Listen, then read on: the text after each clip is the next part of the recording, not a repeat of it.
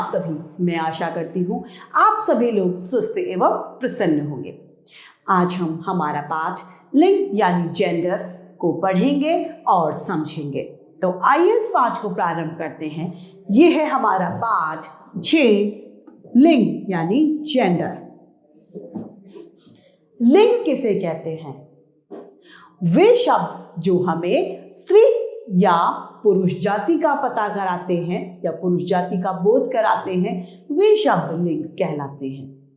हम जिससे पता लगाएं कि अगला स्त्री है या पुरुष, वे शब्द लिंग कहलाते हैं। यहां पर शब्द दिए गए हैं अध्यापक, धोबी, बैल और माली।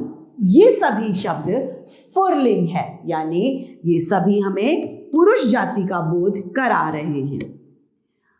दूसरे में हमें दिखाया गया है चित्र में अध्यापिका, धोबिन, गाय और मालिन।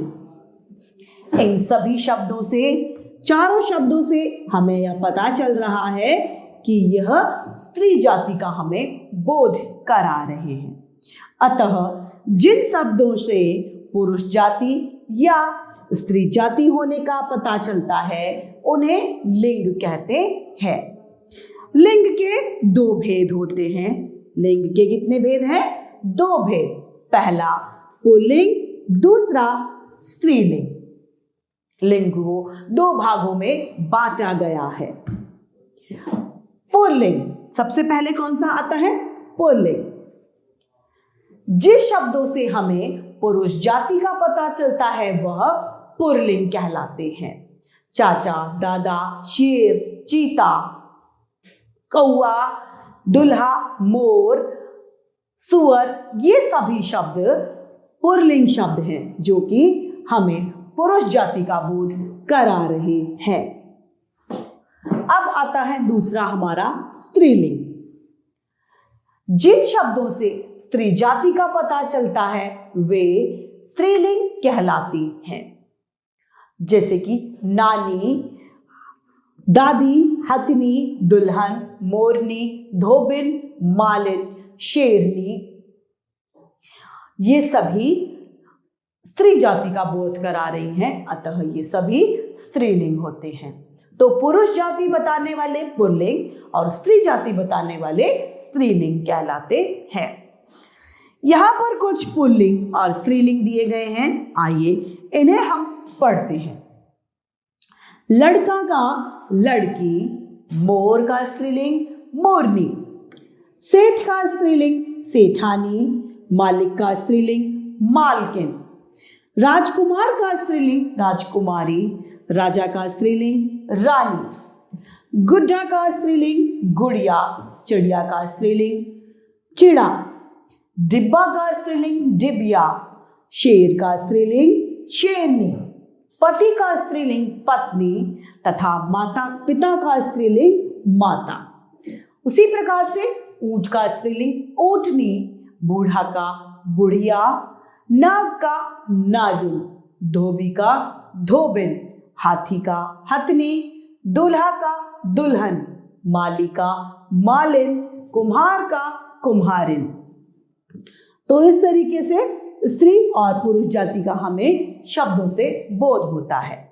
यहाँ पर यह बात ध्यान रखने की है, कुछ शब्दों के लिए लिंग कभी भी नहीं बदलते हैं तथा वे बिना परिवर्तन के पुल्लिंग व स्त्रीलिंग दोनों में प्रयोग में आते हैं। जैसे कि राष्ट्रपति, राष्ट्रपति चाहे महिला हो या पुरुष हो वह राष्ट्रपति ही कहलाएगा।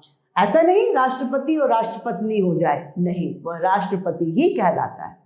मुख्यमंत्री, प्रधानमंत्री, इंजीनियर, राज्यपाल, फोटोग्राफर, ये सभी शब्द स्त्रीलिंग और पुल्लिंग में समान रहते हैं। यहाँ एक और बात ध्यान देने की होती है कि आदर सूचक जो शब्द होते हैं वे सदैव बहुवचन में होते हैं। वो किस में होते हैं? वे सदैव बहुवचन में प्रयोग में लिए जाते हैं। जैसे कि पिताजी आएंगे, पिताजी एक है लेकिन उसके बावजूद भी हम कह रहे हैं आएंगे। अतः ये शब्द जो आएंगे हैं ये कहलाता है बहुवचन। लेकिन हम उस पे बहुवचन का प्रयोग क्यों कर रहे हैं? आदर व सम्मान प्रस्तुत करने के लिए। अतः सम्मान सूचक शब्द सदैव बहुवचन होते हैं।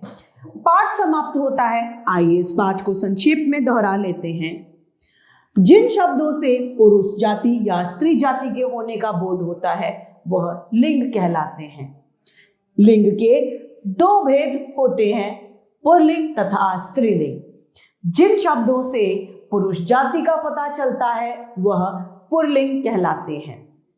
जिन शब्दों से स्त्री जाति का बोध होता है वे स्त्रीलिंग कहलाते हैं। आदर सूचक शब्द सदैव बहुवचन होते हैं। तो इस तरीके से हमारा यह पाठ लिंग यानी जेंडर समाप्त होता है। मैं आशा करती हूँ आप सभी लोगों को यह पाठ भली भांति रूप से समझ में आया होगा। आज के लिए इतना ही, फिर मिलते हैं। धन्यवाद।